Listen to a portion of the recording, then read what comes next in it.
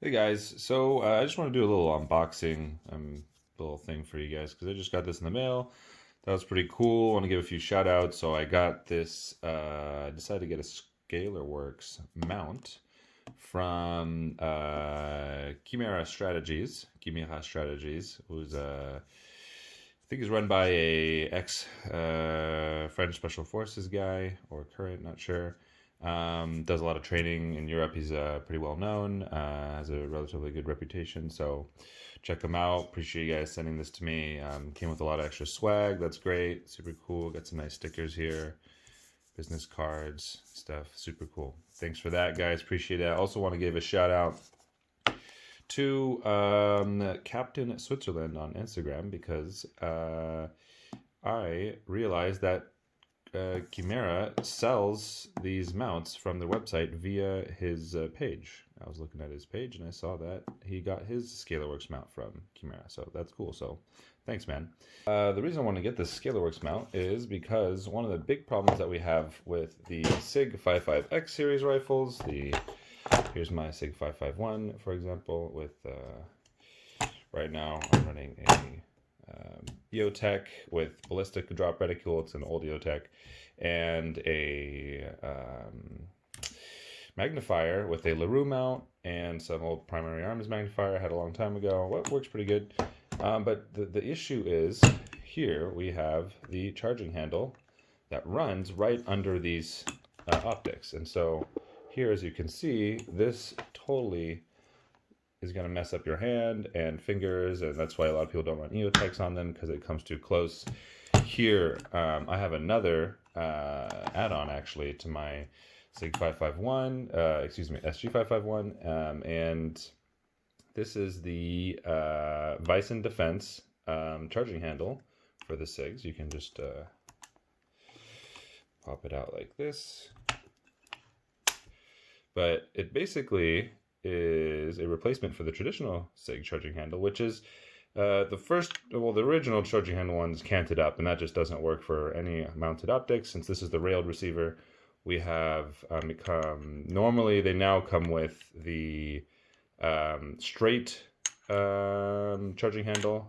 This one didn't, so I had to get it, but normally they come with a straight charging handle, but it's still not super long, and it's still not long enough to save your knuckles from getting destroyed by the EOTech. So I got this longer Bison Defense charging handle, and it seems to work great. I really like it. It's a little bit longer, it's a little bit lower, and it gives you just a little bit extra room and space to work with. So I like it. Shout out to CSR Precision. He recommended this charging handle to me and talked to me a little bit about some of the SIG accessories and options for the SG series. So shout out to him. Really cool. Appreciate that input. He also has a store online, so go check it out. And he sells these as well. So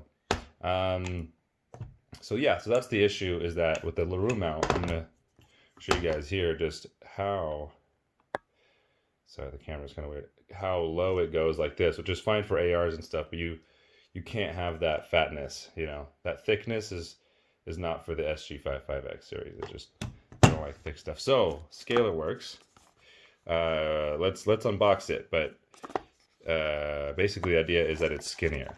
So I'll show you guys that. So what does it come with? Okay, it's the Leap. Okay, it has some stuff in there. Okay, very nice. So I'm not even sure this is going to work out great. This is just the closest thing that I could find that I think would work out. So you're experimenting this with me, so we'll see. So it comes with this in like shrink wrap or something. Then we have a manual, and we have like some driver bit thing there. Okay, this is cool. So you can stick that in a screwdriver and mount stuff. So all right, so let's open it up. Let's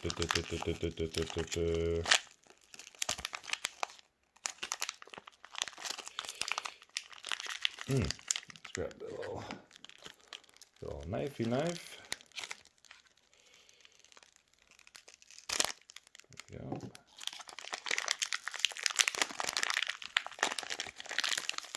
Sorry, you're wasting your time watching me open packaging.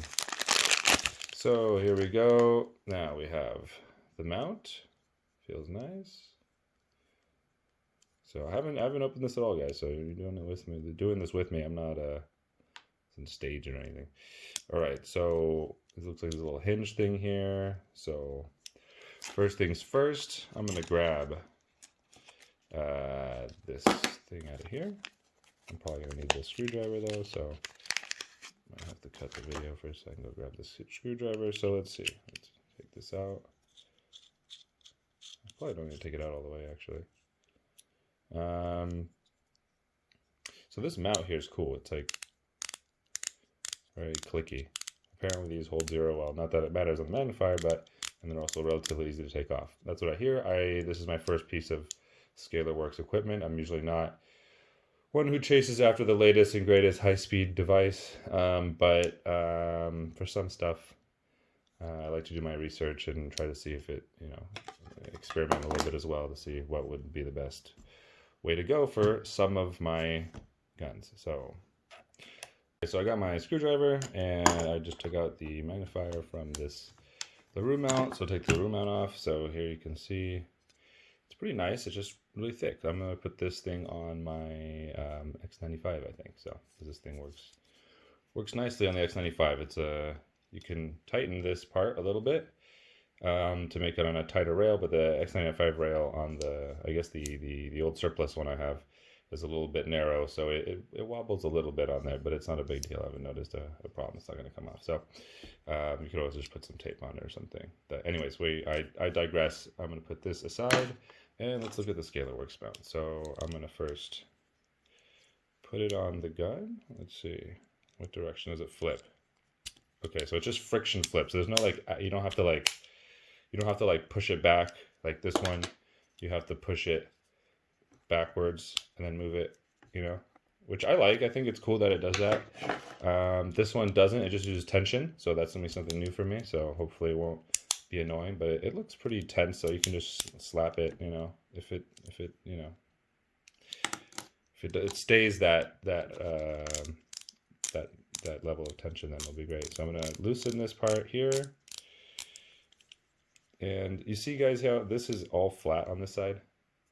This is one of the reasons. Like, look at this huge mount on the side versus this super slim area. And that's what's going to save my knuckles right there. And that's why I chose this mount over some other ones. Another reason I chose it is because the SIG has kind of a deported stock. It's like kind of down here. It's kind of dropped. So you actually have a higher rail than like on an AR-15. So I don't want a super, super high optic. I mean, it's not the worst. Super high optics are cool for some stuff. I don't want like an extremely high optic. So as you can see, this is like I think it's like a 193 or something. Maybe it's a little lower, but it's definitely higher than a 157. And this is a 142, which I thought was really cool because it's a little lower. It's the just straight regular co-witness for AR. But it's one of the lowest mounts I found on the market that isn't like slammed, that actually is like flat on the side basically. So that's kind of my criteria. The Aimpoint has one that's even lower, which is cool, and so does Arasaka. But the Arasaka one has a big mount on the side, so it messes with the charging handle, and the Aimpoint one is only the twist off one, which is, I'm not sure if I want to do that yet. So I decided to try this first. So let's put it on here. So finally I have it on here. Now, righty tighty.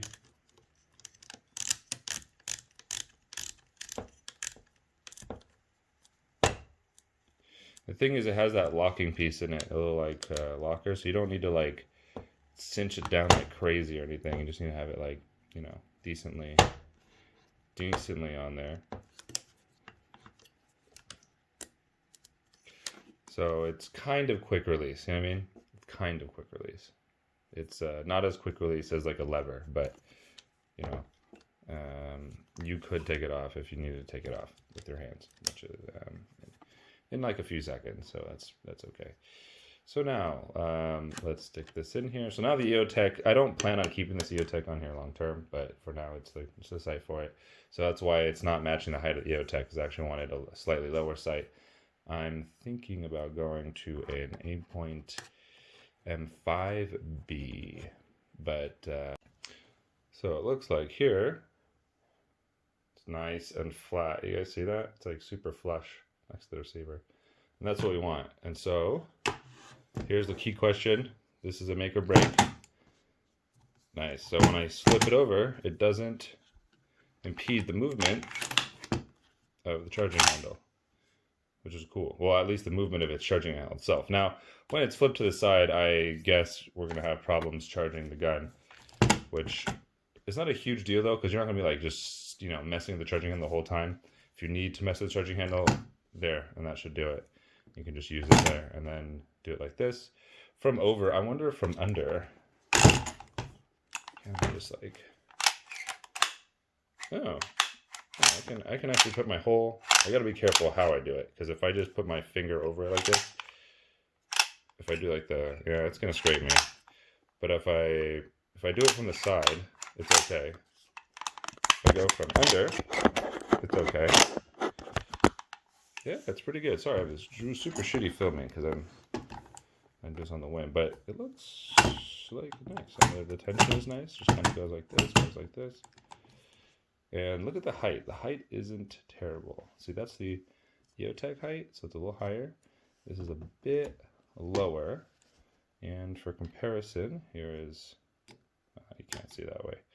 I'll do like a picture for comparison because that's easier. But there you go. There's the Scalarworks mount. I'm going to mess with that a little bit. And I'm also planning on getting a Scalarworks Aimpoint T Micro series mount up here. That's also 142 height. So it's a little lower than most of your standard optics, which is cool. So I think that's going to be a good middle.